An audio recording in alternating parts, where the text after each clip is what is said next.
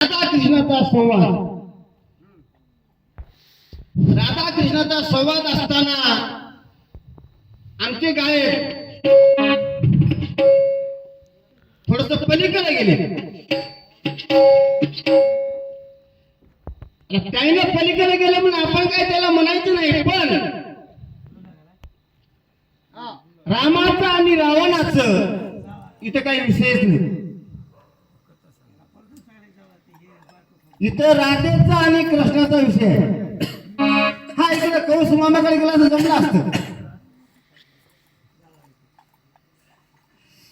कौस मामाकडे गेल्यानं काय जमलं असत की कौस मामा 7 जीव मारला, 8वा कृष्ण त्याचा करता जन्माला आला आणि त्याचं बदल आता आपलं चालू आहे. ते रामाचं लय मागे गेलं. राम अवतारात तुला दिलं होतं वचन, कृष्ण अवतारामध्ये तुझं करीन पूर्ण. महाराज मंदोदरीला सांगायचा अधिकार नव्हता. मंदोदरी सांगू लागली, सपनात म्हणू लागल्या तुम्ही. मंदोदरी काय सांगली तुम्हाला मी सांगतो. मी एवढी सुंदर असताना तुम्ही वाईट नजरेकडे का आल्या.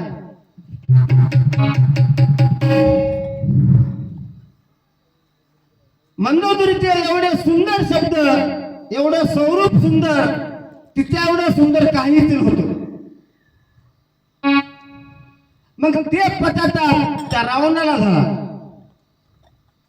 तिकडे जायचं होतं, तिकडे गेले नाही, इकडे जायचं तिकडे गेले, तिकडे गेले, त्याला सोडून दिले. पुन्हा आता आपल्या इकडे आले. आपल्या इकडला सांगतो जरा असं. आता आपल्या इकडे काय म्हणले बघा, आता ऐकून मी थोडस. 100 वर्ष आयुष्य म्हणले. आता 100 वर्ष माणसाला 100 वर्ष आयुष्य नाही. माणसानं मागून घेतलं. कोणाकोणाचं घेतलं ते सुद्धा सांगतो. गाढवाला 40 वर्ष आयुष्य होतं. गाढवानं म्हणलं मी 40 वर्ष माझ्या नावाचं होणं नावलं 20 वर्ष. त्याच्यातले 20 वर्ष माणसाने घेतले.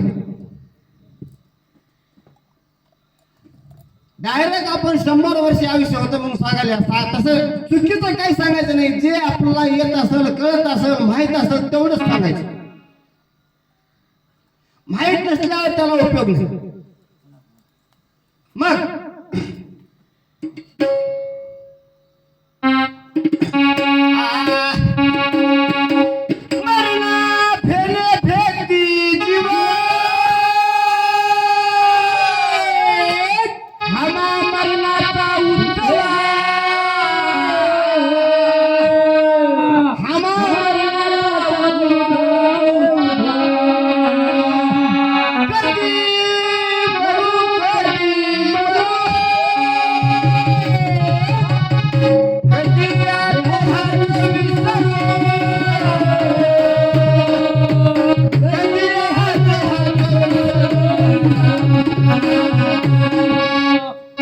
मरण्याला भितात. संतांना सांगून गेलं, कधी मरू कधी मरू, कधी या देहाचं विसरू. या देहाला एवढे यातना झाले, या देहाला एवढे यातना झाले की आपला 12 महिन्याचा पिंड आहे. 12 महिन्याच्या पिंडामध्ये यायला सोडतो नका. दुसऱ्या बारा सांगले तरी एखाद्या ऐकू होत नसत तर मी पुन्हा सांगतो कसा कसा हाय. हा पैसा कवा हाय, उरपटा कवा हाय. म्हणून ह्याची हामुचे चिंतन मागू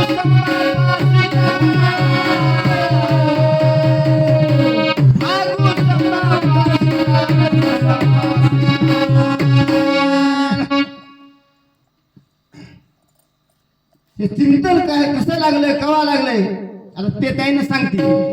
आपल्याला कुठून आल्या तिथंच जायचं आहे. तिथं गेल्याशिवाय प्राप्ती नाही.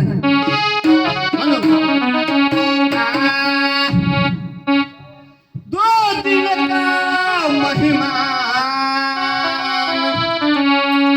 का